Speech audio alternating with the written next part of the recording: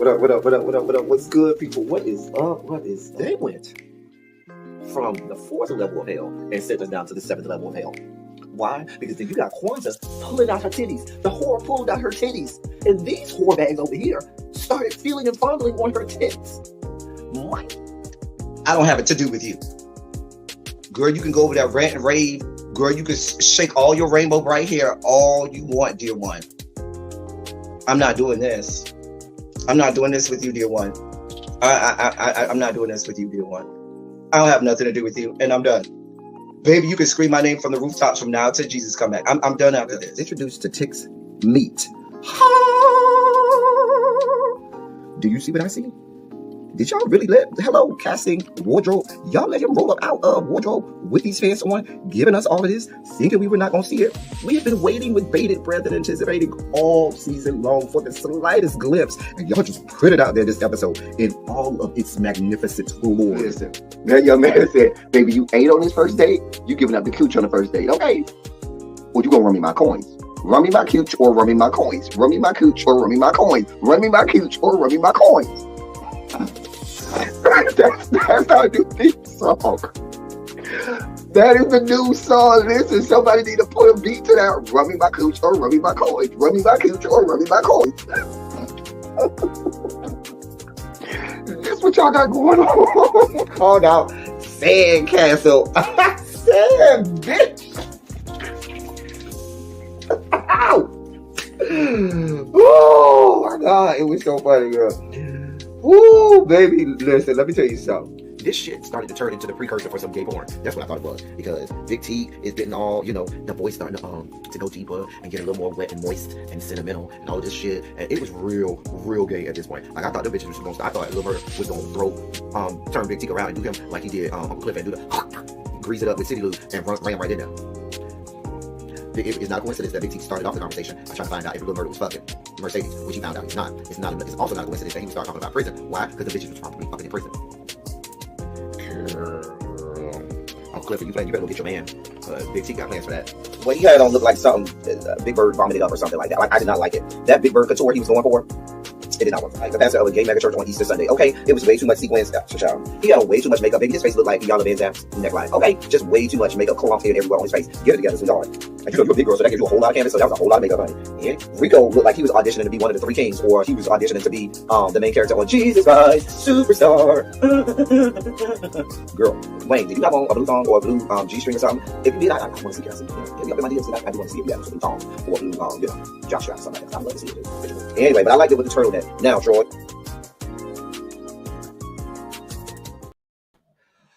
Well, hello, people. Hello. I was rushing.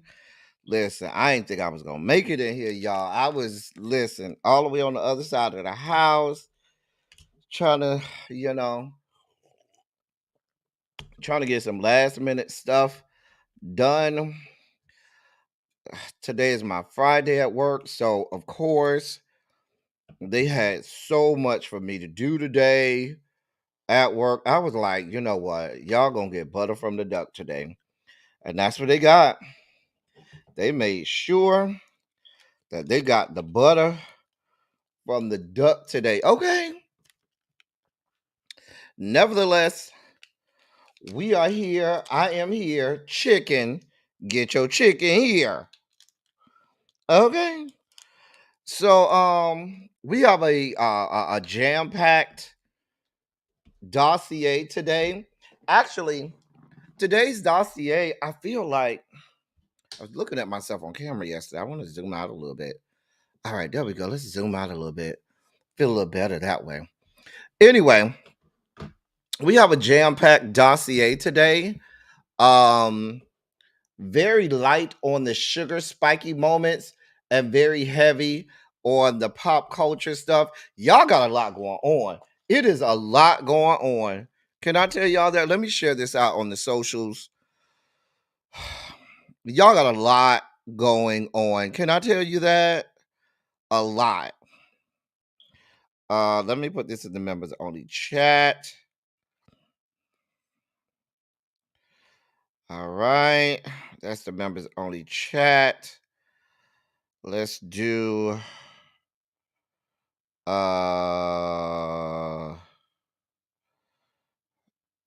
the what is this? Instagram? I guess we'll do that. No.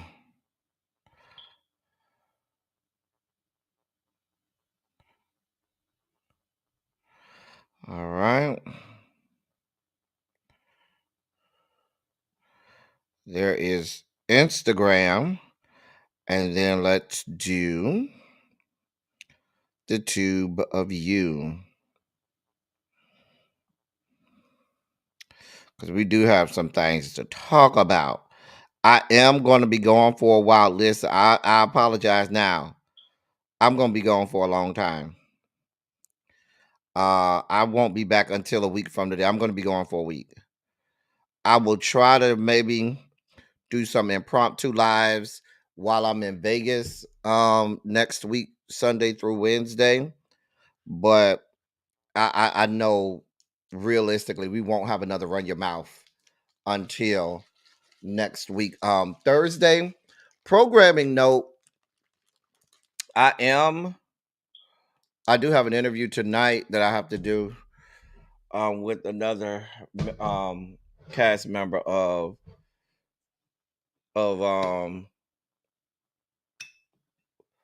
Real Life and Music. But yeah, it's just a lot going on. And I gotta go out of town. Let me say hey to y'all. Hey, Terica. Terica is here. Morgan, how are you, sweetheart? Quake is here. Tanya is here. Demetria is here. Therese is here. Demetria, Therese, Nessa is here.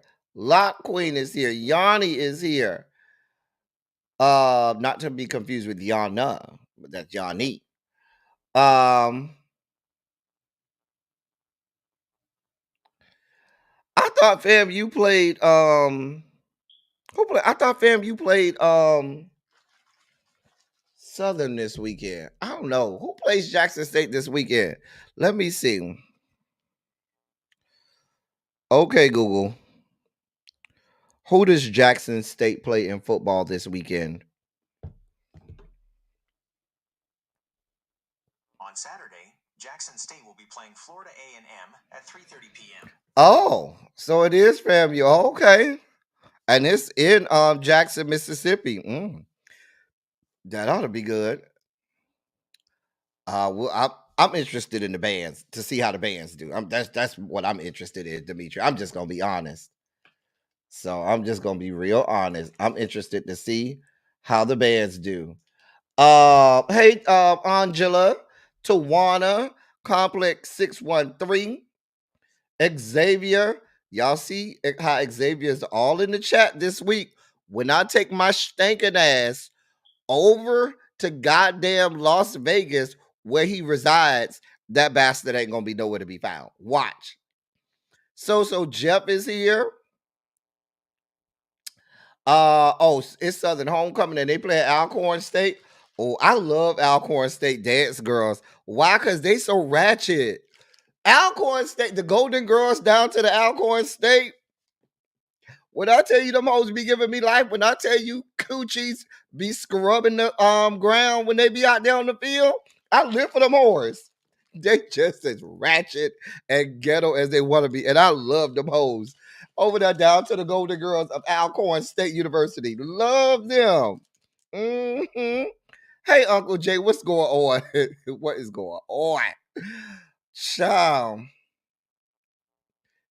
And that should be FAMU versus Jackson State this weekend. That should be a really good game because FAMU sounds and looks really good this year. Jackson State, this is not one of Jackson State's strongest years for me, but they're still good. So I'd love to see what they got going on this weekend. I wish I could be at that game. That would be real good. Child, when listen, Nessa, go look on YouTube at some point. Alcorn State Dance Girls or Dance Line, the Golden Girls of Alcorn State, and see if them women don't be out there with their cooters scrubbing the ground when they be out there, child, they be giving me life abundant. You at North Carolina A&T? Child, you over there at G-Ho? It's G-Ho weekend? Oh, it's G-Ho weekend. I ain't know that. I wonder if really be going to G-Ho. I think she said she was going to Tennessee this weekend. I don't know. Is it really G-Ho weekend? Okay. Okay. I thought that was next weekend. I don't know. I'm gonna be here. You gotta give me the deets. I don't have no details. I'm there for work. Child. And I'm gonna be at the Las Vegas Convention Center most of the weekend. I mean, most of the time. Being bothered with stuff for work, child. And then my people in my coworkers, they want to go to all of the expensive restaurants, you know. They want to go to Chef Ramsay restaurant, all the little expensive ones on the strip. We'll see about it. Hey, Symmetry. You just got in town? Okay. Child, you gonna rekindle a few flames with some old trades, see if they still got the stroke game they used to have back in the day? Child, the answer is no. Very few, child. I found that very few of the menses who had that stroke game back in the day, child, they ain't got it no more, honey. They ain't got it no more. You be like, girl, what happened? Only reason I didn't go to Alcorn State homecoming is they had Sexy Red just to, oh, Alabama State homecoming. So Alabama State homecoming is this weekend too? Oh. You know what? I'm not doing not that you caught your first one already, Uncle Jay. Already? Lord. Child. I don't even think it's a use it or lose it situation, Xavier. I think it's more of a listen, bitch, I'm old. These muscles don't move like they used to. You get what you get. I think that's what it is. You know, the body wears down and gets old. Tracy W said, oh, I thought you were gonna meet to you weren't gonna meet today. Oh well. Yeah, I said we was meeting today. I said after today, I don't have nothing else. I don't have nothing. I'm gone for a week after today. But hey, Tracy W. Hey, Symmetry. Anyway, some of them. Tomorrow's your birthday. Everybody put a happy birthday in there for Complex 613. I still got this bottle sitting here on the shelf. Let me take a shot for you, Complex. Only for you. I don't really care for this gin like that, but since it's here and this is what I got right sitting on this shelf. I forgot to put it back in the freezer. I like my gin to be cold and in the freezer. Put a good Shondo and a happy birthday in the chat for Complex 613. Complex, this shot of gin is for you. All right.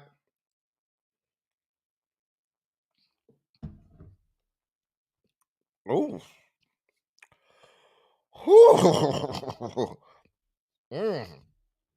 Yeah, that definitely has a bite. I don't like my gins to have a bite. I like my gins to be smooth, crisp, and smooth. Oh, girl. Oh, girl. Child, I'm glad I always bring 2 drinks with me.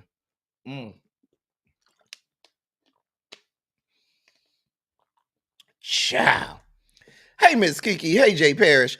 It looks like we're ready to go ahead and dive into this good dossier. So let's go ahead and do that now. Let's see what we got here. All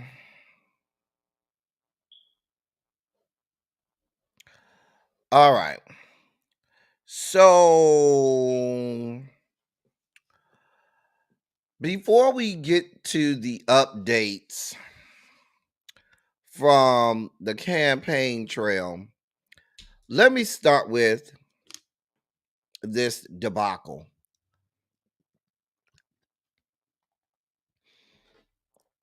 If you haven't seen it yet, Kamala went on Fox News last night. They say over 7 million people watched it. I can believe it. Hey, Montrez, what's good, bruh? Hey, Jay Parrish. Hey, TJ. Hey, everybody coming in. Let me help y'all understand something. Everybody down to Kamala's campaign staff, all of her strategists, everybody down there, bring y'all ass to the whiteboard. Come here, come here, come here, come here, come here, come here, come here, come here, come here, come down to the goddamn whiteboard. Come to the front of the class, please. Come down to the whiteboard. This was so horrible. This was bad, y'all. I'm not gonna sugarcoat it for y'all. I watched the whole interview. This was bad. It was not good. Hey, Sharice, did anybody else? I did. I forgot to go get it. Complex 613. I forgot to go. Remember, I told you I needed to go get some from the store. I got to go get some, but I'll probably have to do it when I get back. Hey, Diamond Pearl Jim, and happy Thursday to you too. Put a 27 in the chat. Hey, Sharice. Put a 27 in the chat if you saw this interview. Because I know many of y'all probably don't watch Fox News, don't want to see Fox News.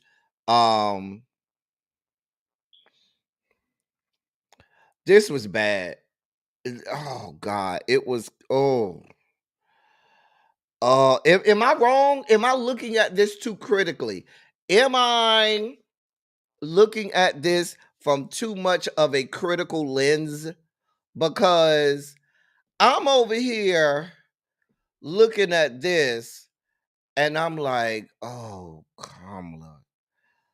Oh, you're falling for the trap. Now, let's be clear. Brett Baier was out here spewing out all the lies, just making it up as he goes along, spewing out all the lies. Kamala seems like she was on her heels the whole time. She seemed like she was a fighter. They had her up against the ropes and she was just taking body blows.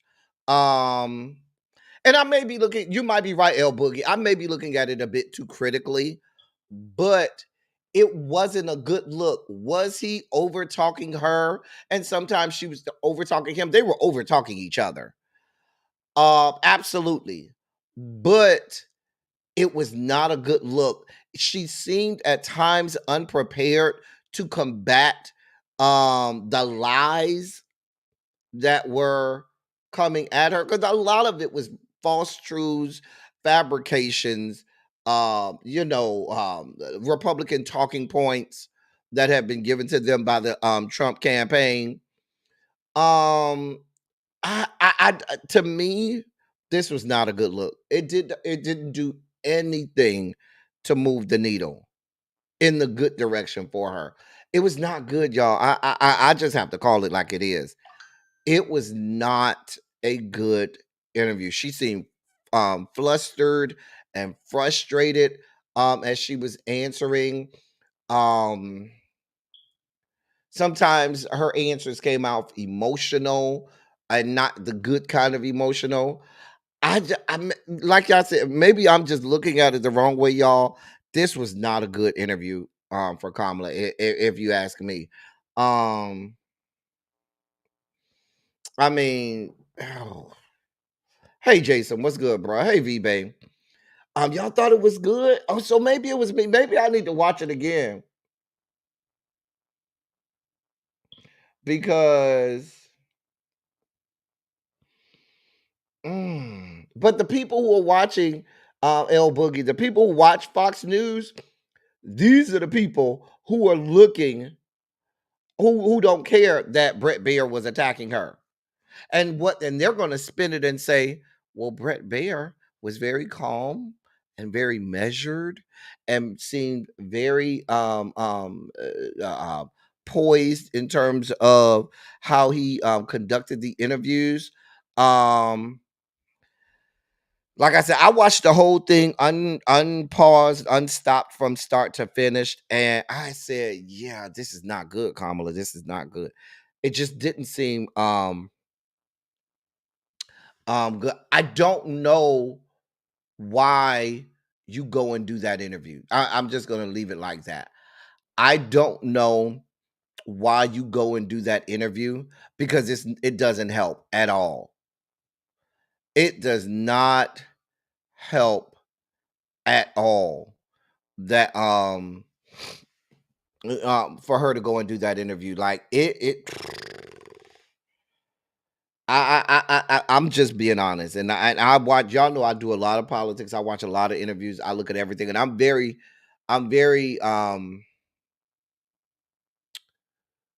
I try to stay neutral, and I try to be fair. Just like I'm gonna look at the other side one way, I'm gonna look at this side one way. And if I'm being honest, this was not a good interview. If you asked me to grade it, I'd give her an F. I'd give her an F. I absolutely would.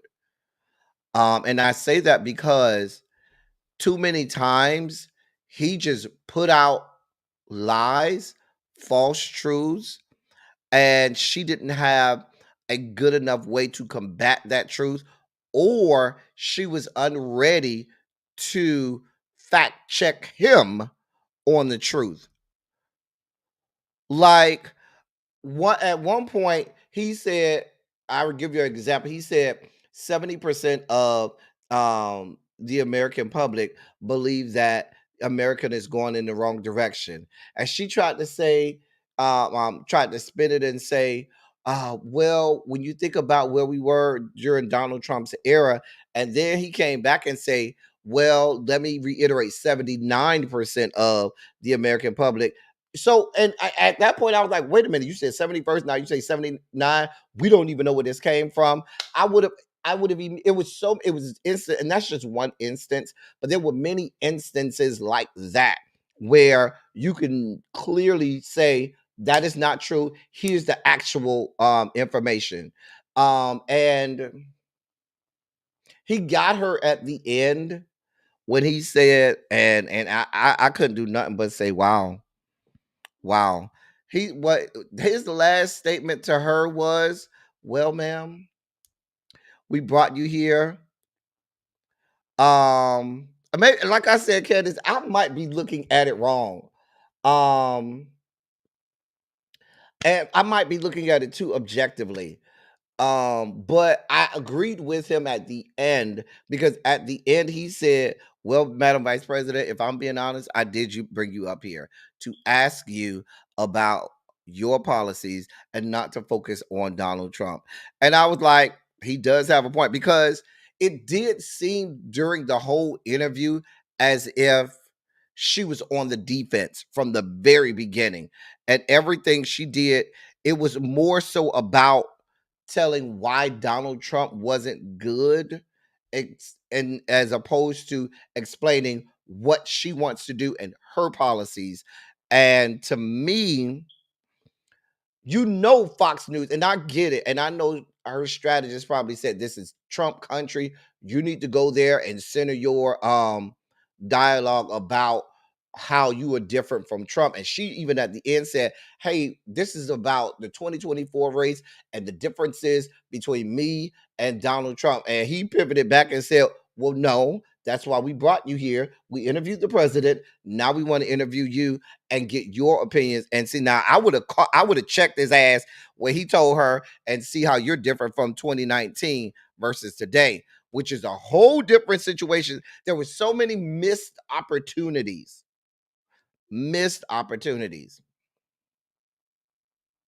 Oh yeah, he went on the offense from the beginning. So Jeff, he went on the offense from the beginning.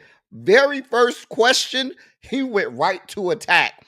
And she was on defense and never never found a way to regain the advantage. As a matter of fact, uh um he kept trying to cut her off, and she kept going. And remember, the first 5 minutes or so, she kept saying, I'm trying to answer your question. Let me finish the question. And so it was real combative in the beginning.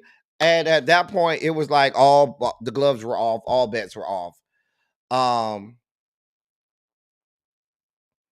I agree, Terica. He did want her to be the angry black woman. He did want her, especially. And see, I think this is a fatal flaw in some of their strategy. I'm going to tell you one of the fatal flaws in their strategy. This when people try to nail her to, oh, you've done XYZ for the last 4 years, she never stops them from saying that. She needs to come back and say, I did not do all of that 4 years. I was the vice president serving at the will and pleasure of the president, the 46th president of these yet to be United States of America. And my job was to push forward his administration and agenda. Now, she did say in the middle of the interview that, hey, every president is different. This will not be a continuation of Joe Biden's administration. She said that. She reiterated that. But then you follow that up, and every time he asks you a question about something from this administration, you always follow that up by saying, well, I was there. I was very involved. I had a lot of things to do with that, and I was a part of all of the process. So when you do that, you have to own that. If you are going to say, oh yeah, I was in the situation room, I was involved in all of the processes and making sure and how all of these things came to be, policy. You can't say that in one breath and then not have ownership of all of the flack that people give you for that, because then now everything that Biden did, you now have to own that and you have to take that, and you are subject to all of the criticism that goes along with that. And that's my point. I think, hey, cross country cruiser, hey, Ravine, I think she hasn't yet learned how to thread that needle. She hasn't learned how to thread that needle. At some point, you got to detach yourself from Biden. But my thing is, you've been on record so many times now saying, oh yeah, I was there, I was involved, I was in the situation room, I had a part in or I was involved with setting up that policy, or I was there. You want to take ownership when you feel like it's advantageous, but then when it's not so advantageous, I feel like she doesn't want to take ownership of that because maybe that wasn't her decision. But unfortunately, you can't have it both ways. You just can't. And so that's why from the beginning, I always wanted her to detach herself from the Biden administration and set her own course. Set her own course. But we're here now.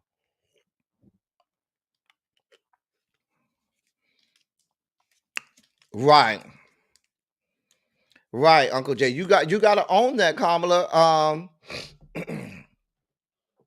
It absolutely is getting harder to do. That was probably her toughest interview. Hey, Jen Bunny. That was her roughest interview. That was not, to me, it was not a good interview, Kamala. That was not a good interview.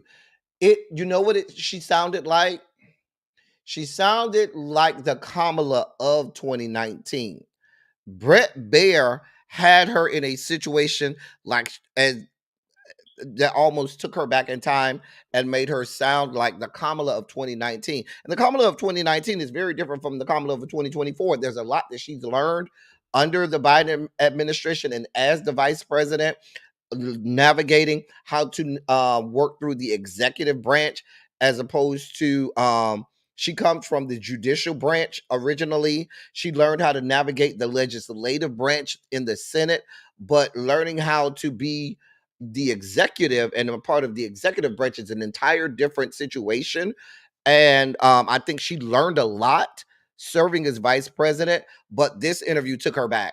She seemed unsure of herself with certain answers, or not as poised as we've seen her since July when she became the nominee. Since July when she became the nominee, she looked the part. She did all of the right things. She looked presidential. She sounded presidential. She had all of the right answers. She was poised. She was ready. You know, she was not easily caught off guard. But this interview, yeah, this was not the best interview for her. I'm just being honest. And that's from me watching.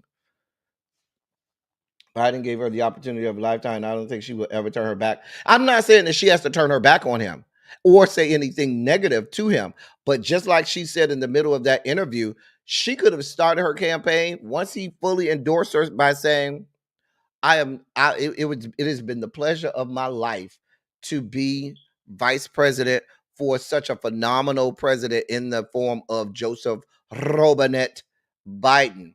However, every president has had the opportunity to chart their own course and set their own policies for their administration. And I will do that.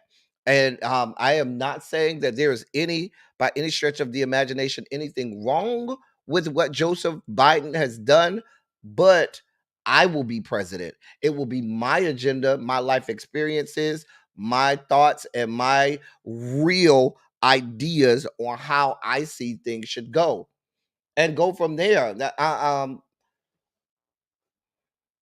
She doesn't make the decisions. I like No, I agree with you, Candace. I agree with you. You are right.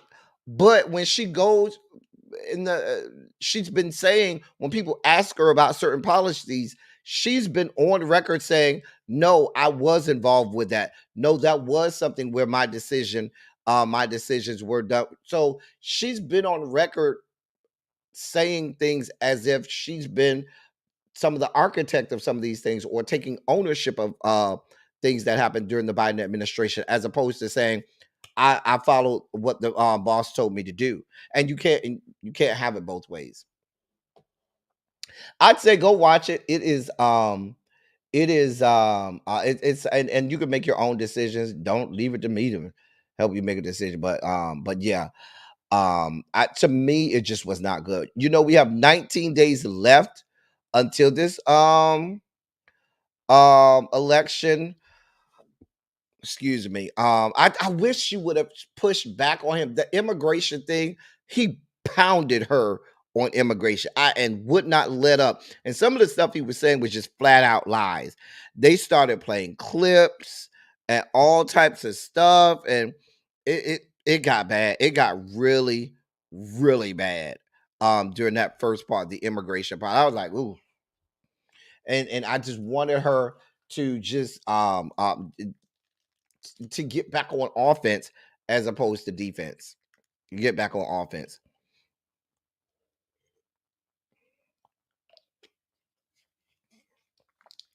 Today starts early voting in North Carolina. And they're saying it looks like they may be having record turnouts in North Carolina, despite hurricane damage and those people affected by the hurricane. They're saying that it could there is tremendous turnout for early voting over in the great state of North Carolina. See what else we got going on.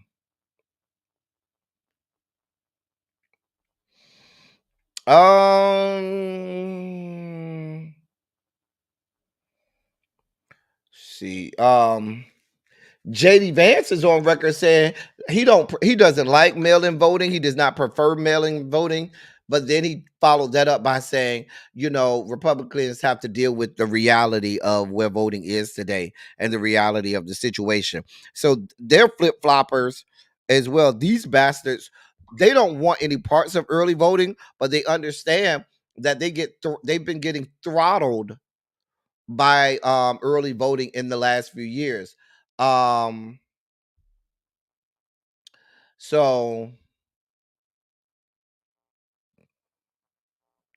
JD Vance, you can't have it both ways. JD Vance is also trying to walk back Donald Trump's comments about the enemy from within, and his assertions that he would use military force on U.S. citizens, which is a direct violation of the Constitution.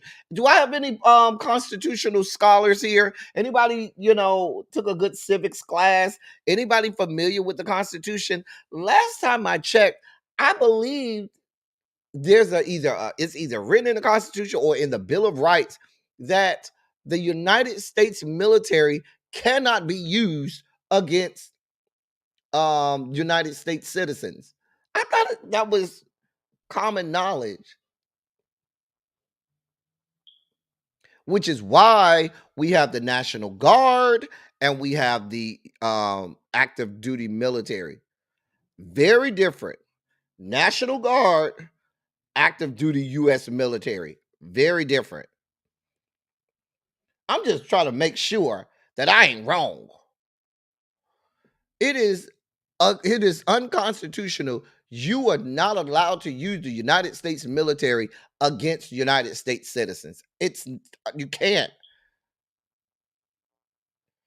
Just hey, Cymera, did you see the interview? What did you think about this Fox News interview? Because I know you be real in tune with all of the politics. I didn't. I thought it was bad, Cymera. I thought it was a horrible interview. I thought it was horrible.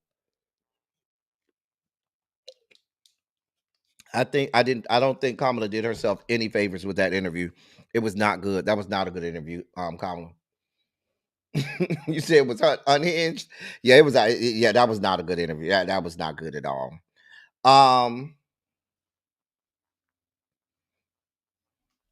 Right, you cannot use the United States military on domestic soil, and certainly not against. I'm no, I shouldn't say on domestic soil. You cannot use them against United States citizens. I'm just saying. I mean, I just thought that was just common knowledge, or am I wrong in thinking that people should know that? But yeah. Kamala is going today and tomorrow to Wisconsin and Michigan. She's touting her economic policies. Kamala, I think you need another. I think you need to go somewhere that's a friendlier place, so that because I'd hate for that to be your last interview before election day. Kamala, I don't want that to go somewhere. Do another interview with somebody who is a Has she been on MSNBC yet? Go to MSNBC. Go interview with Joy Reid. Let Joy listen. Go to my girl Joy Reid and allow Joy Reid to give you that interview. Black woman to black woman. That's what I want the last thing, that last interview to be. I don't want this interview to be the last major news network interview. Please, God, no. Can you go over there and talk to my girl Joy? Give Joy that opportunity. Give Joy Reid. Joy Reid done earned it. She'll do good, okay? Hey, Pinky Tiki. Why do they keep coming to Michigan? Because Michigan is a swing state. If you live in Michigan, Wisconsin, Minnesota, Pennsylvania, North Carolina, Georgia, Arizona, Nevada, you're going to see a lot of them.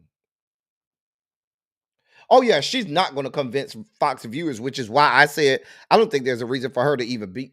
I don't even think there was a reason for her to go over there, because there's no winning them over. I'm just saying.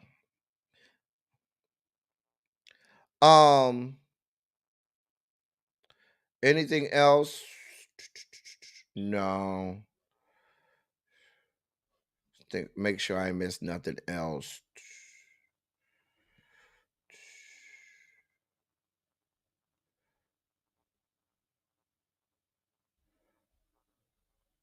They asked her about the transgender prisoner comments, and she gave a good answer. But by that point, by saying that this was happening during the Trump administration, but by that point the wheels were off, come off the wagon, and it was just a shit show. All right, what else we have? Well, in foreign affairs and international news, Benjamin Netanyahu and the Israeli Defense Forces have announced that they have successfully ended the life of Hamas leader Yahya Sinwar. They who they say is one of the masterminds of the October 7th massacre over in Israel.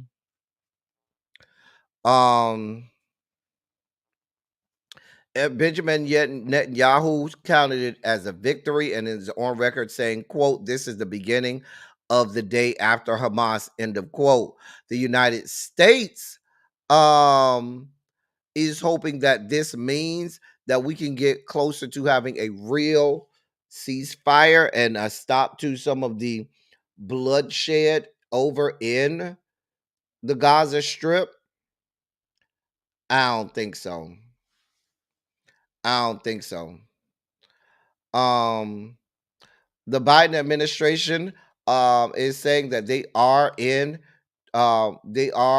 right now talking with Benjamin Netanyahu with regard to helping them figure out the best way to counter strike or attack not Hamas, Iran.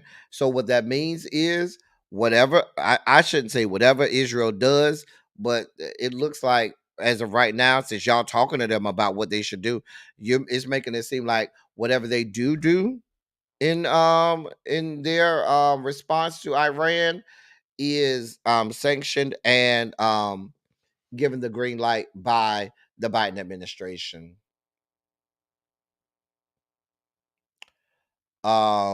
Yeah.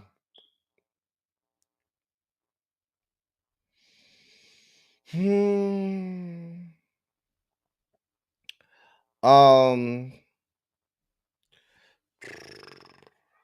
So we'll see what this means. I don't know. Um. Hell, think about us here in the United States. Remember when we killed Bin Laden, which was way back in was that the first Obama tenure or term or the second Obama term? I think it was the first Obama term when we took out Bin Laden. I think that was the first term. And we were still at war over there for a decade after that. So I have for damn near a decade after that. So I have no confidence in thinking that because they've ended the life of the leader of Hamas that they're going to stop what they have going over there with the genocide over in the Gaza Strip.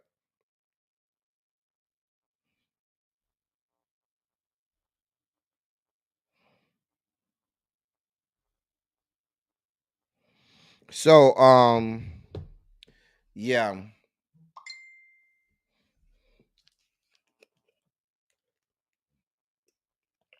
I'm pretty sure I'm pretty sure it was the first Biden term. Um so yeah, that's our update from the Middle East. Over in the great state of Texas, or as they like to call it, the country of Texas. They like to believe that they're their own country. So they like it to be termed the country of Texas. Well, over down to the country of Texas. Texas Governor Ken Paxton is on record saying there is a actual lawsuit filed, and they are suing a doctor for Attorney General Ken Paxton says Texas is suing a doctor for providing transition care to youth. This is the first such lawsuit in these yet to be United States of America.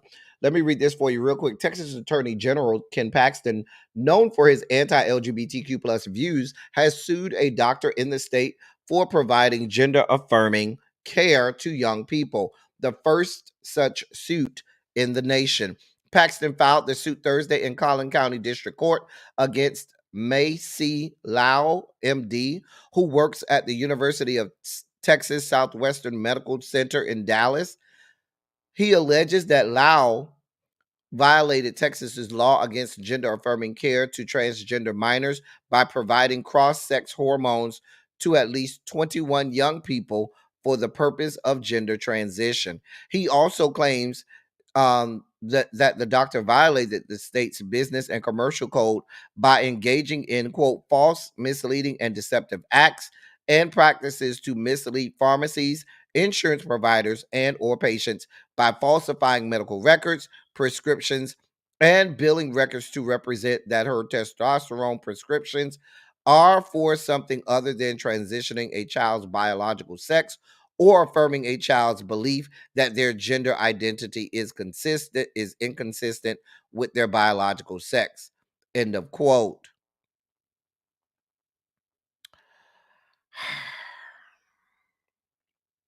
In a press release, Paxton's office said, quote, growing scientific evidence strongly suggests that gender transition interventions prescribed to or performed on children in an attempt to anatomically or hormonally alter their biological sex characteristics have damaging long-term consequences.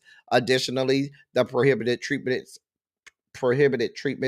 are experimental and no scientific evidence supports their supposed benefits. End of quote. Now we know that's not true. That is not true. The those treatments are not considered experimental. Um, and in cases where they are done, they have been shown to be positive and have life-saving effects for some young people. You do realize that there are young people who are born intersex, where it's not known actually the sex of that child. And what happens is at birth, because of some of the laws that, or all of the laws that we have in most states, they have to choose a sex on paper. And in some of those cases, they choose what they think, because the genitalia at that point does not necessarily point to one of the other. There's also cases where there's hormonal abnormalities and other genetic abnormalities in some youths where they may be a biological boy or a biological girl, but just not have, because of sometimes there's uh, uh, um, hormonal issues with pituitary glands and different things like that, where they're not excreting the proper amounts of testosterone or estrogen for a boy or for a girl. And so they will give them these medications and these drugs so that it can balance itself out and they can get the normal amount of either testosterone or estrogen or whatever is needed for that child. Not that they're trying to change the necessarily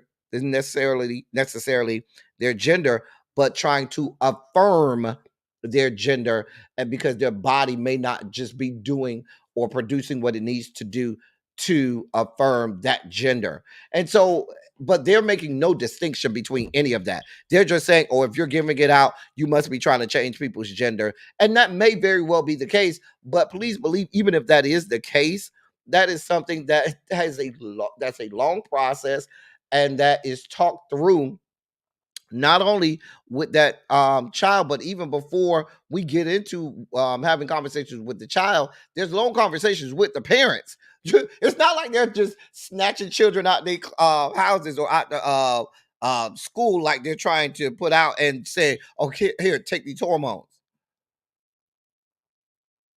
That's not how this works. All of this is, and these are the same people who always talk about parents should always have the final say in how they raise their kids, rear their kids, and what happens to and with their child, except if y'all don't like what the parents decide. Because you have parents that have gone through the process and say, I'm okay with this. A mess. A mess. Um we'll see how this goes. This is definitely going to be something that we monitor. That we certainly are going to monitor. Where's Jason? You still in the chat? Let me know if you still in the chat, Jason. We got to move on. Let's delve into the dossier. So celebrities and people in the entertainment industry all over the place are mourning the tragic, untimely death of Liam Payne. Now, at first, they were saying that he fell off the balcony, the hotel balcony in his hotel in in Argentina. And if you don't know who he is, because I didn't know who he was either, he was a member of One Direction. But now they're saying that it was suicide. They're saying that he jumped. They're not saying he fell anymore because early reports were saying that he fell off the balcony at his hotel. Now, all of the outlets that I'm seeing are saying that it's being deemed as suicide and that he jumped. And so you see um entertainers and artists all over the place mourning the loss of him. He was it was in Buenos Aires, Argentina. um like I said, my thoughts and prayers to his family, friends, and loved ones. Certainly, you can only imagine where someone's headspace is when they do decide to end their own life. But it's sad and it's a tragedy, and the life ended very way earlier than it should have. Um, but like I said, at first there was, people wondering, was he pushed? Did he lose his balance? And now, most of the outlets that I'm seeing are confirming that he ended his own life, and jumped off the balcony. So, even the hotel staff and police in Buenos Aires are confirming that. So, um, I saw some of that Diamond Pearl Gym. I just didn't feel the need to go into the salaciousness of all of that at the untimely death of the young man. All I have for it is thoughts and prayers to his family, friends, and loved ones, because I know this can't be easy for them.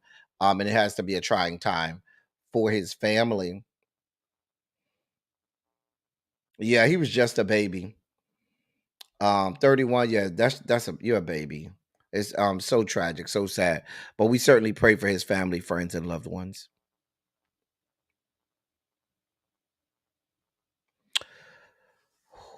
Well, we go from there to this. So apparently they have jail cells down in Fraggle Rock, down in Fraggle Rock. We you know down down to the Fraggle Rock. They apparently have jail cells, and now our resident, our our resident Fraggle Rock Muppet, King Harris, son of T.I. and Tiny, is now. Well, I don't think he's still in jail. I think he's out on bond. Hold on, let me see. According to TMZ, T.I.'s son King Harris found himself locked up this week. The 19-year-old was arrested in Georgia in a run-in with police. According to reports, the rappers King Harris came onto a police officer's radar in Dunwoody, Georgia, after he allegedly almost hit a police cruiser while pulling out of a gas station Monday. This prompted the officer to pull over King in the BMW he was driving, and the officer allegedly smelled marijuana coming from the vehicle. The officer then detected a gun on King's hip, resulting in the cop asking T.I.'s son to put his hands on the steering wheel. The cop proceeded to check out King's information, learning that the 19-year-old had a warrant from Pickens County for failure to appear in court. According to the arresting officer's incident report, King was cooperative with the cop, asked him to step out was cooperative when the cop asked him to step out of the vehicle. The officer said he removed King's firearm with no issue and detained him with handcuffs. After escorting him to his patrol car, the police officer said he conducted a pat down before putting him in the back seat. He was taken to DeKalb County Jail where he had his mug shot taken, which you see there. Does he have Bell's palsy or something? Does it look like half of his face is sliding down? I don't know. Or maybe that's the way his head is tilted. I don't know. But it seemed like that whole left side of his face is having issues and complications. Or am I looking at this wrong? You know, when the Muppet makers were making his face down in Fraggle Rock, did they purposely make one side off? Like I feel the need to sing "Do You Mind If I Stroke You Up" because it was sang by changing faces, and he looked like he's trying to change faces on one side. Like I just want to break out into "Do you mind if I stroke you up? I don't mind. Do you mind if I stroke you down? I don't mind. All through the night, I don't mind, baby." I'm just saying. Cause changing faces comes to mind when I see him. Cause I feel like that left side is sliding. Slide to the left, slide to the right, crisscross, crisscross. Cha cha real smooth. Like, is your face doing the cha cha slide? Listen, down the Fraggle Rock, down the Fraggle Rock. That face is doing the cha cha slide. Slide to the left, slide to the right. Crisscross. Cha cha real smooth. Turn it out. I don't know what's going on down at Fraggle Rock. Down at Fraggle Rock. What is going on? Girl, you say he was high as Cooter Brown, child. The way y'all be doing Cooter, po Cooter Brown. Po Cooter Brown. Cooter Brown has to be the drunkest and highest person ever to have ever lived. Okay. Somebody need to do a history on the story of Cooter Brown, because I know there's actual history to where that came from, who the original person that was the original young man or woman behind Cooter Brown. I think there's an actual story. I'd love for somebody to do the history on the etymology of that colloquial term, Cooter Brown. I just want to know. Maybe wait, maybe he got some of those fake veneers that were floating around. Let's see, it do look like Bell's palsy, doesn't it? Fran.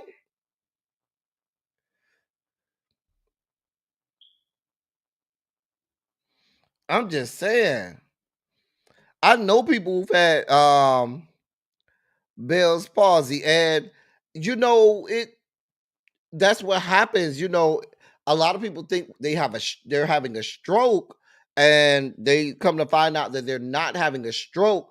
It's Bell's palsy, and it causes parts of your face or your body to become disfigured, and it's curable. They can give you medication, and the problem can be fixed if it's caught fast enough.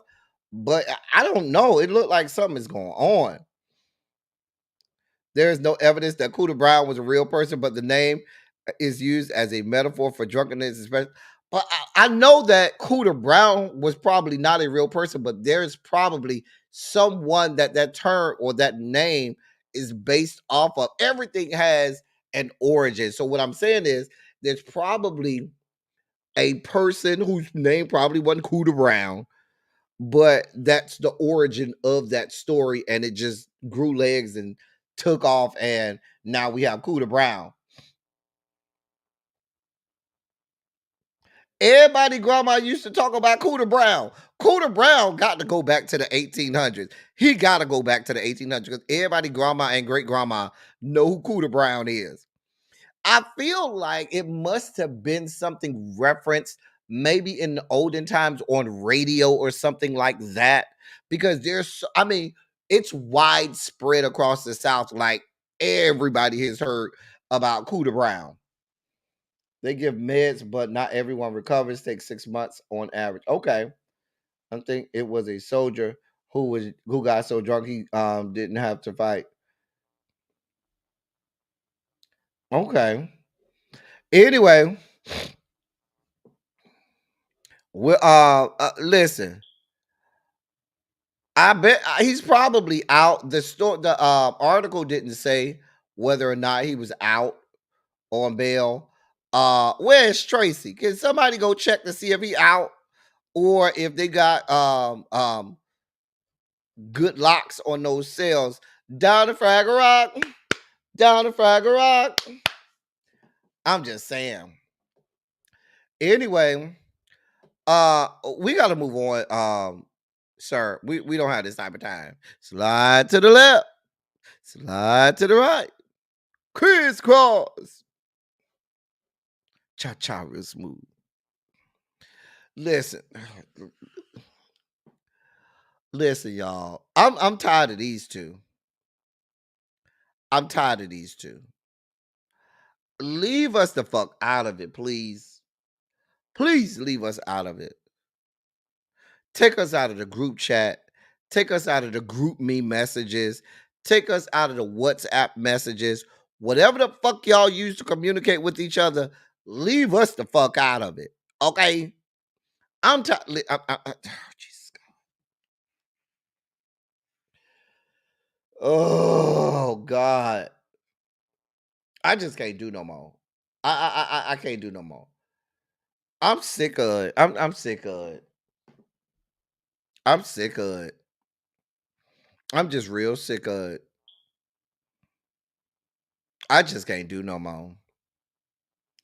Cause so now we talked yesterday about Erica Mena. She pulled out this calendar that was all color coded, and the shit seemed real weird to me because that shit seemed too convenient for, oh, you got this color coded calendar that you done broke out to show your daddy only had you this many days. I don't give her that much credit. I don't give her that much time that she's taking that much notice. The bitch always some goddamn what drunk somewhere.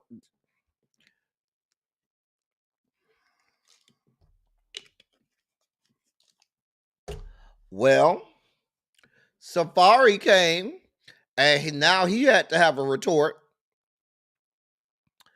And he put out videos of her climbing his wall with a ladder and jumping his fence and bamming on his doors, videos of her being angry and violent around the children and and stuff like that. And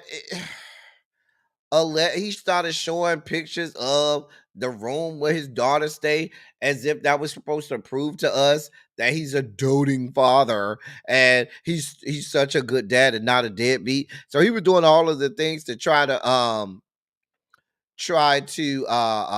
dispel the notion that he was a deadbeat dad. And so after that, Erica decides, God, that she has to respond because he, like I told y'all, he had a video of her yelling at him and looked like she was verbally and a little bit physically attacking him in front of the kids, with the kids standing there and everything. It was a mess. So then Erica responded and she released footage of her own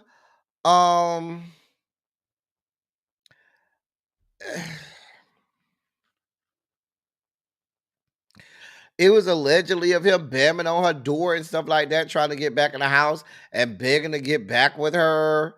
It was just a mess. They're talking restraining orders, and he's like, "Oh, we just got the new divorce, not divorce, child support decree redone because now we're in Florida and no longer in Georgia." And it's just, There's a video that Erica Mena released of her and their daughter alleging that he mistreated the son. There's a video, you see the daughter telling Erica about how he mistreated their son. It's just, at this point, I don't know who to believe. And at this point, I don't give a damn.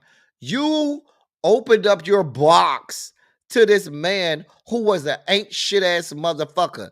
You, sir, stuck your dick with a bitch who ain't never been shit. So y'all get what y'all came for. Child, I don't care. If it's that serious, go your ass to family court and do what you got to do. If somebody's getting abused, if somebody's getting shouldn't have custody rights, go down to the family court or get DCF, Department of Children and Families, involved down to the Florida and do what you need to do. Leave us the fuck out of it. We don't give a fuck. We don't like either one of y'all. Both of y'all ain't shit.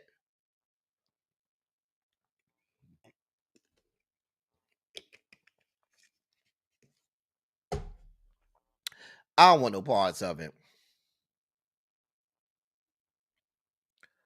I just don't want no parts of it. I can't do it, y'all. I can't do it no more. Listen, Sweet Pea, we've been begging to be out the group chat for a long time now. We can't get out. We're stuck. We goddamn it stuck. I ain't stuck. I'm moving on. Go, God. Oh God, it just keeps getting worse. We go from two ain't shit ass motherfuckers to an old ass ain't shit ass motherfucker. I did look at that ladder back and I was like, girl, where you find this ladder at? What, like, who just has a ladder just ready to take out and put? Girl, I was like, girl,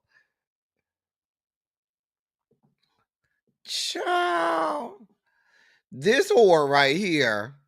So y'all's grandma, that's y'all's grandma. I don't want no parts of this whore.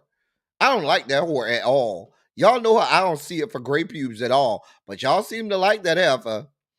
Anyway, she's claiming that the police officers in her DUI arrest conducted an illegal search and seizure, and now her lawyers are demanding evidence and body cam footage be withheld from the trial.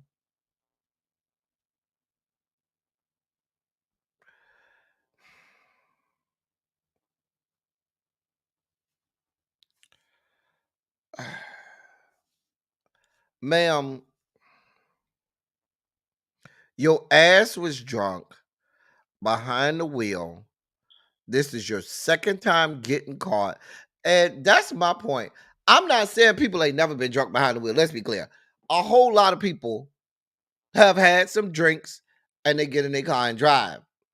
The difference between you and them gray pubes is the fact that your driving was so erratic and reckless the first time that you got a DUI, and now the second time that your ass assaulted a tree that was minding its own damn business. Just assaulted the tree. And the police had to be called out there. And you were drunk. And now it's the police fault, right? Now this is all the police. Now you want to blame the police. Now you are demanding that they withhold evidence and that they withhold the body cam footage.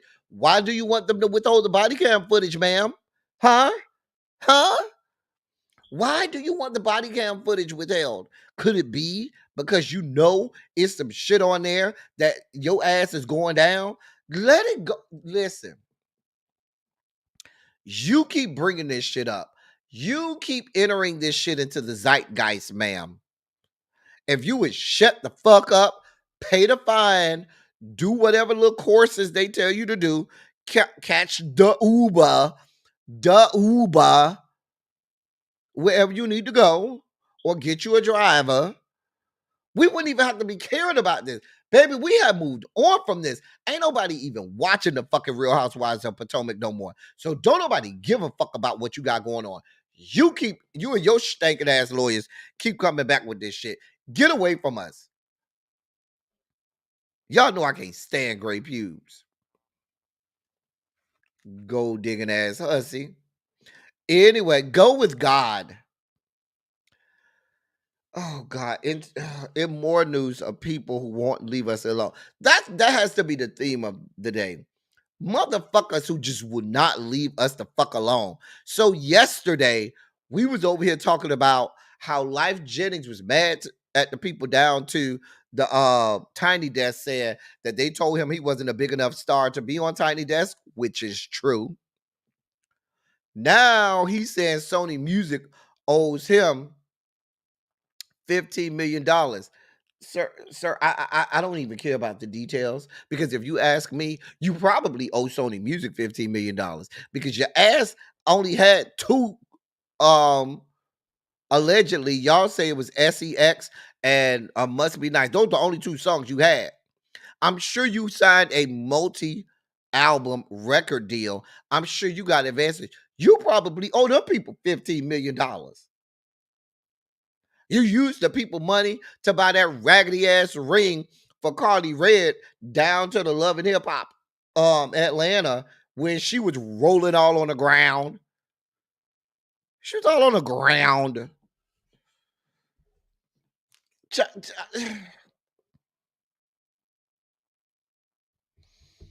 I don't have energy for what you got going on, sir. Go with God. Jesus God. This is what happens. I get frustrated.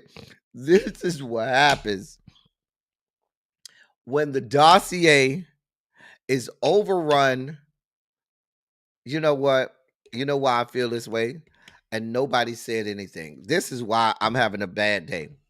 I blame y'all. Y'all over here in the chat. You know why I blame y'all over here in the chat? Why am I blaming y'all in the chat? Why am I having such a bad day with the dossier and this fuck shit in the chat? You want to know why? Because y'all did not do y'all job. What didn't you do? Y'all know what y'all didn't do, right? Somebody tell me in the chat what y'all didn't do. I blame y'all. Don't look at me. I blame y'all for me having such an issue with the dossier today.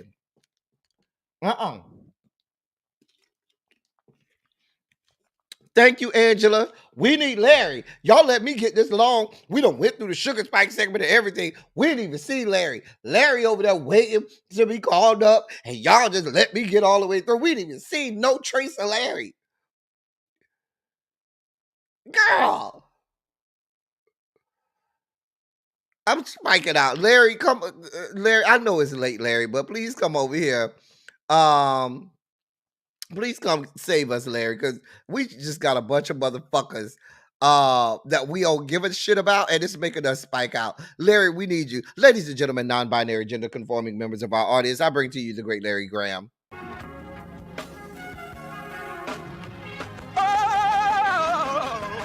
Oh, God. Wow! You see, this is the part that I like.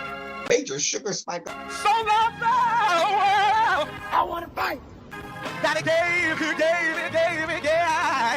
His only begotten son. Major sugar spike. And wow! Shall ever believe. Major sugar spike. They shall not perish, but have everlasting life. Taste the biscuit. Jesus! I wish somebody help me. Jesus. I said Larry Graham. I meant Larry Myers. Thank you, Larry. We needed it. Dear God. Shout out to the late, great Larry Myers. So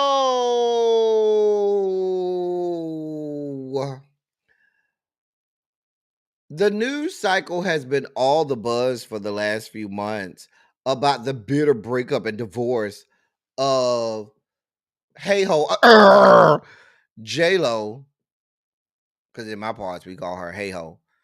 Hey Ho and Ben Affleck. Hey, Lady V. Well, it has been noted that Hey Ho J Lo and BBL Drizzy Wheelchair Jimmy Aubrey has been texting, quite a bit of texting every day, from what I understand. Now, Hey Ho is a whole 18 years older than BBL Drizzy, or Wheelchair Jimmy, as we like to call him. According to sources, and this is a direct quote from a source, quote, as soon as she filed the papers, Drake reached out. He was very sweet and told her what a fool Ben is for letting her get away. And then he quickly let her know he's really ready and willing to step in and satisfy her. End of quote. Um The sources also said she ain't really looking for a serious relationship, but she's willing to get her back blown out. And the source went on to quote and say, quote, he's very intelligent and romantic, and she can count on him being discreet because he's always kept her secrets in the past. It's still in the sexting stage, but she loves hearing from him and sharing sexy selfies. But he's very quick to compliment her, and he lays it on thick. End of quote.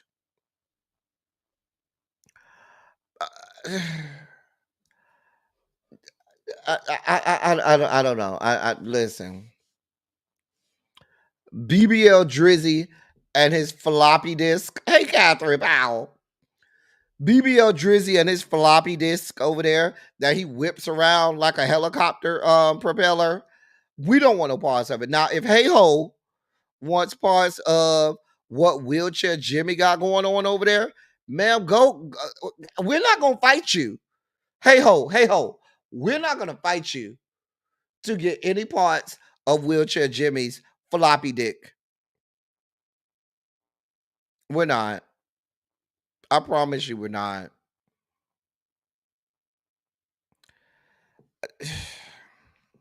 Anybody I hate crazy homebody girl? Oh, you been in the bushes? That's what they all say, crazy homebody girl, when they come late to class. hmm We still love you though. Um. Oh, I was looking for you earlier, Jason. Jason, I know you're in Arizona.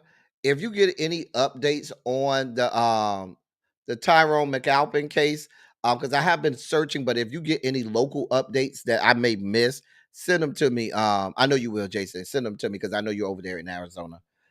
But yeah, we're not looking for Wheelchair Jimmy. Listen, Wheelchair Jimmy, we don't want no parts of his floppy dick. You can have it. We ain't gonna fight you. Now, this whole thing about he can be discreet. I don't know how discreet this is when now this shit is in the blogs that everybody know about it. How is this discreet? Where's the discretion? Child, I don't have this type of time. Ma'am, sir, go with God. Listen. So even though I don't have a Puff Daddy update for today, the next two stories are Puff Daddy adjacent, so they will serve as your Puff Daddy updates for today. Travis Barker's son has had to address rumors and allegations um, about a baby oil themed party that he's supposed to be having. Let me read this. Landon Barker has responded to backlash for baby oil bottles at his birthday celebration at a club amid the Diddy scandal over the substance's alleged nefarious uses in that case. He clarified that that this was not his event and that he didn't approve of having those bottles sent out to him. Quote, I'd like to come on here and apologize and address the fact that people are saying I had this whole themed birthday party. End of quote. Travis Barker's son began his social media address with. He went on to say, quote, first off, I have not had a birthday party. My birthday party is next week. Now, what exactly happened was we all went to Nobu for my birthday, me and my family and my friends. After Nobu, me and my friends went to go celebrate. So my friend contacted a club promoter. The club promoter then said, hey, this guy's having a birthday party tonight. Do you guys want to come to this party? He said he'd give us a table and a bottle. Make sure we're all good to go. So we're like, okay, it's my 21st. Let's all go out and do something. So we all arrived to this club, just me and all my friends. We go to the table. Everybody's saying, why didn't you leave right away? And that was because I didn't know what was going on right away. It was dark. It was a dark environment, and all I could really see was another table having flashing bottles being brought out. The bottles had flashing lights underneath them, so I wasn't able to distinguish what they were. I'm thinking they're bringing out tequila with bottles, but I have no idea what's going on at this point. And then they bring bottles out to our table, and that's when I visibly noticed that it had light up baby oil. I didn't pick up the bottle once, and I did not condone that. I just went to a club to celebrate my birthday and ended up in a situation. My apologies go out to everyone I hurt. This wasn't my idea, and I never wanted that to happen. End of quote.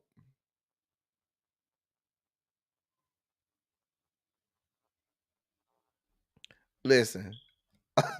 So now people can have now y'all having baby oil themed nights down to the club. I'm just asking. I don't know. I don't go to clubs like that no more. So I have to ask y'all people that go to the clubs. I'm too old for the club scene now. I'm good for a house party or a sex party. I'm sorry. Ooh.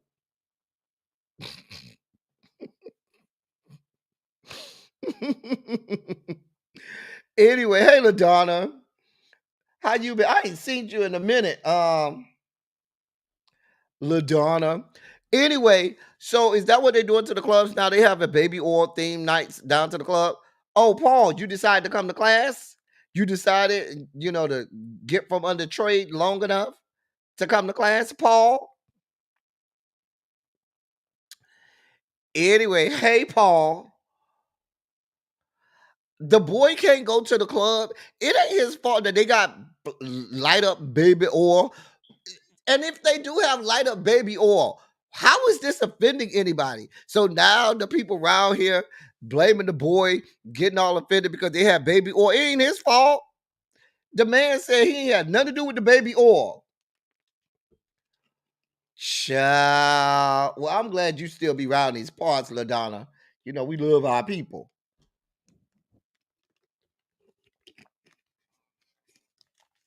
You say you the girl that's just gonna throw something on the grill and call it a day. I hear you, Morgan. I hear you.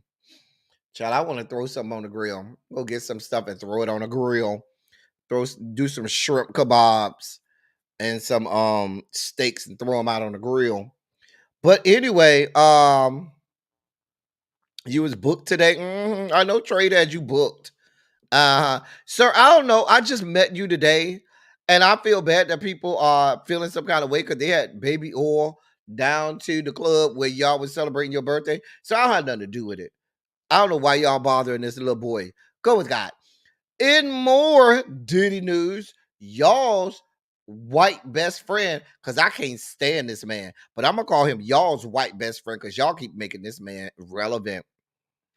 That's DJ Vlad, and he alleges that he was offered a Diddy tape featuring a female celebrity. According to DJ Vlad, He hasn't seen the alleged tape yet.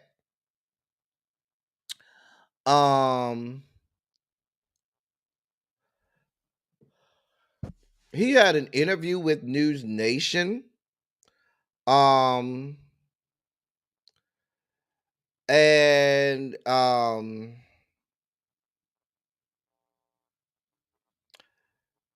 well, I'm sorry. Let me read this properly. Rumors about Diddy's alleged freak-off tapes have been floating around since even before his mansion was raided by Homeland Security earlier this year, in September. An attorney who previously represented one of the women suing Diddy claimed that she'd been told some of these alleged tapes were being shopped around Hollywood. Ariel Mitchell Kidd recalled being offered one alleged video in particular in an interview with News Nation. She alleged that it featured a female celebrity, even more high profile than Diddy. Quote, there already have been tapes leaking around Hollywood being shopped around, but one particular person contacted me to shop a particular video, she alleged. She went on to say, quote, I can tell the video was pornographic. This was in his Atlanta home, and it does seem like the person isn't looking into the video. To me, it doesn't seem like the person knows they're being videotaped. End of quote. It appears as though she might not be the only one who was offered the alleged video. However, during a recent interview with Trap Lore Ross, DJ Vlad alleges that he was offered something similar. Though he claimed he hadn't seen it yet, he went on to say, quote, I am supposed to be shown a video of Diddy and a high-profile female engaging in consensual something. I haven't seen it yet, but it's not like I could buy it and put it out. End of quote, he alleged.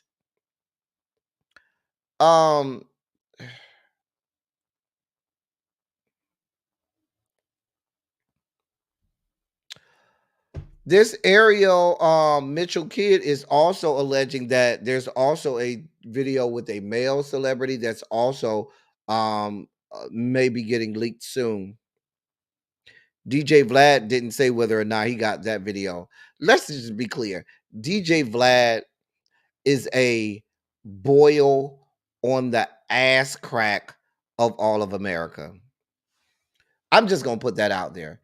DJ Vlad is a boil on the ass crack of all of America. Hey, St. James, what's going on? Sir, you expect us to believe that you allegedly are going to be getting this sex tape with Diddy and a female celebrity, but you ain't seen it. So how do you... I don't even have time to parcel through this. Sir, fuck you, fuck your life, go with God. No, we did that one. Next. Oh God, when does it get better? When does it get better? This is Xavier's girl. She's on record taking credit for stan culture in hip hop. Here's what she said. Before I had a record deal, my fans were making a moment for themselves on Twitter. I had already given them a name. When I started calling my fans the Barbs, there were no rappers naming their fans. There were only two people at that time. I don't know which came first, Justin Bieber and Lady Gaga. They had Beliebers and Monsters. That was it. Now, every single human being that becomes an artist gives their fans a name. Even artists in other countries. Some of the African artists that I love, when I would look into them, they would have names for their fan base. And I was like, whoa, I couldn't think it was something that would spread to the hip hop community at all. But it doesn't matter because the Barbs are still superior. End of quote. And ma'am, you are still a troglodyte, along with all of your Barbs and the Barbs community. You people are troglodytes. I mean, exactly. Go sit down somewhere. Girl, we don't want to hear from you. We don't like you. I keep telling y'all, today's theme is motherfuckers who we sick of. I'm just sick of it, man. I'm sick of these people. Oh, I can't stand them. God, Lord, please go sit down somewhere. Ma'am, go with God. In our final stories of the story of the day, thank you, sweet 7 pound 3 ounce baby Jesus.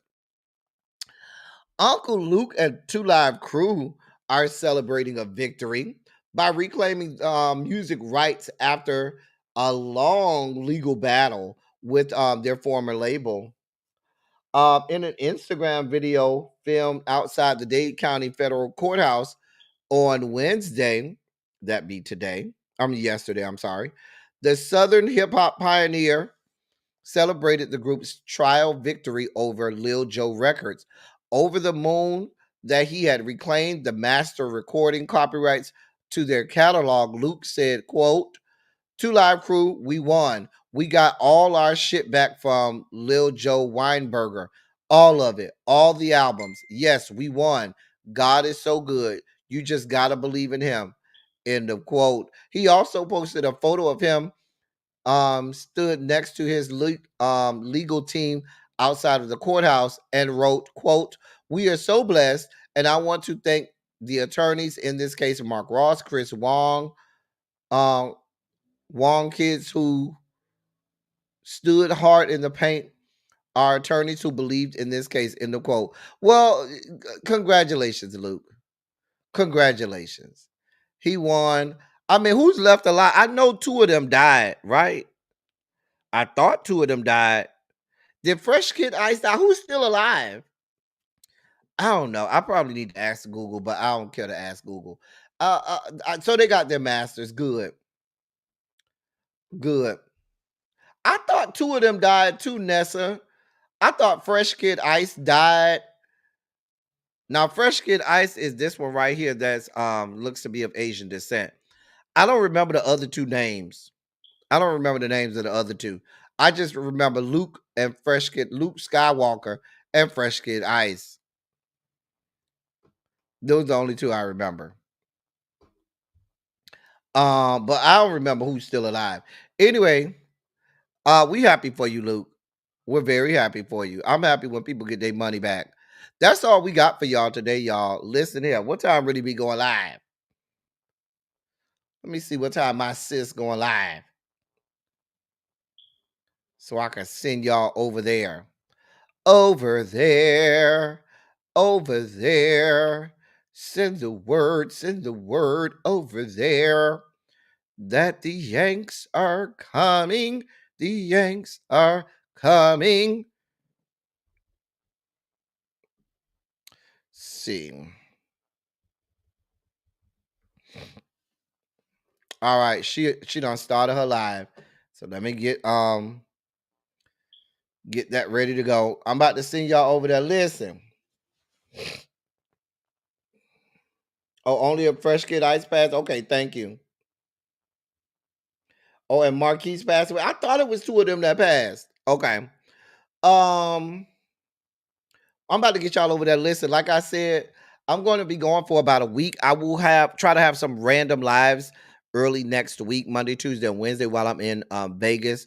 But if I don't get to have some random lives during the week, then that means y'all won't see me again until Thursday of next week. So unless I do have an interview tonight at 8:00 if you want to come around and see me tonight at 8:00 for that interview.